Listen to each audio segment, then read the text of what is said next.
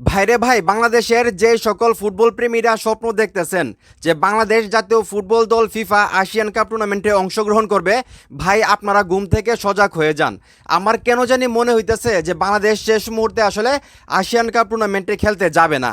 মানে এখন যে নিউজটা আমি পাইতেছি সেইটা দেখার পর আমার হাসি পাইতেছে। মানে এখানে বলা হইতেছে এখানে মানে এখনও এশিয়ান কাপে খেলার আনুষ্ঠানিক আমন্ত্রণ পায়নি বাংলাদেশ। মানে যেখানে বাংলাদেশের প্রত্যেকটা টিভি মিডিয়া, প্রিন্ট মিডিয়া সব জায়গায় তুলপার যে ফিফা থেকে প্রথমবারের মতো বাংলাদেশকে আমন্ত্রণ জানানো হয়েছে এশিয়ান কাপ টুর্নামেন্ট খেলার জন্য। এখন যে নিউজটা বলা হচ্ছে মানে বাফুফের যে সভাপতি আছে তাবিদ আওয়াল, ওনার পক্ষ থেকে মানে বাংলাদেশকে নাকি আমন্ত্রণ জানানো হয় নাই।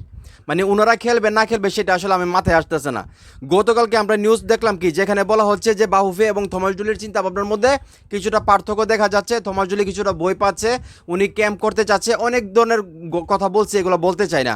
এবং এখন যেটা বলা হচ্ছে যে মানে ফিফা নাকি বাহুফের সঙ্গে কোনো মানে করে নাই, যোগাযোগই নাকি করে নাই। মানে শেষ মুহূর্তে গিয়ে দেখবেন কি জানেন, বাংলাদেশে 2-3টা ছোটো ছোটো দল আনবে, বাংলাদেশ তাদের বিপক্ষে খেলবে, বাংলাদেশ জিতবে, বাহুফের কিছু টাকা ইনকাম হবে, মানে এখানেই তারা খুশি থাকবে। আমার কেন জানি মনে হইতেছে বাংলাদেশ জাতীয় ফুটবল দল আসলে মানে ফিফা এশিয়ান কাপ টুর্নামেন্টে অংশগ্রহণ করবে না, যেখানে এত বড় একটা সুযোগ আসলো ভারতের কারণে। কারণ ভারত যদি আজকে এশিয়ান কাপ টুর্নামেন্টে আসলে খেলতো, তারা কিন্তু বাংলাদেশ কিন্তু চান্স পাইতো না। এখন বাংলাদেশ চান্স পাইছে, বাংলাদেশের উচিত ফিফার কাছে রিকোয়েস্ট করে হইলো এই এশিয়ান কাপ টুর্নামেন্টে খেলার জন্য। এখন যেসব কথা শুনতেছি আমার মনে হইতেছে যে ভাই মানে শেষ পর্যন্ত দেখবেন বাংলাদেশ জাতীয় ফুটবল দল এশিয়ান কাপ টুর্নামেন্টে অংশগ্রহণ করবে না, যদিও সেটা বাংলাদেশের জন্য বিশাল একটা সুযোগ।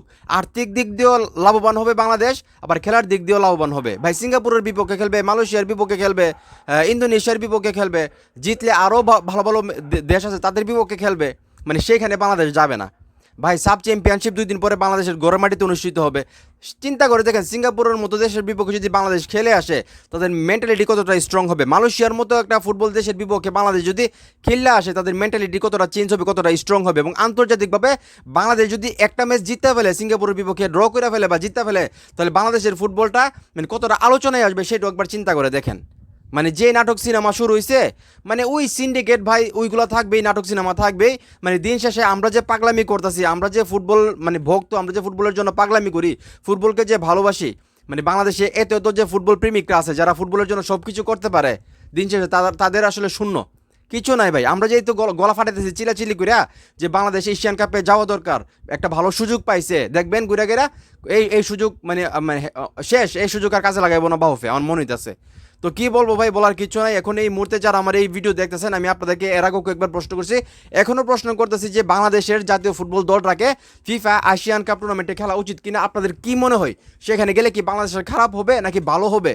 আপনাদের কি মনে হয় সেটা অবশ্যই কমেন্ট করে জানাবেন এবং ভিডিওটা শেয়ার করবেন। এবং যারা এখন এই মুহূর্তে ভিডিও দেখতেছেন, ভাই আমার পেজটা কেন ফলো করতেছেন না আমি বুঝতেছি না। আপনারা ভিডিও দেখেন প্রতিদিন আমার, কিন্তু পেজটা ফলো করেন না। দয়া করে পেজটা ফলো করেন।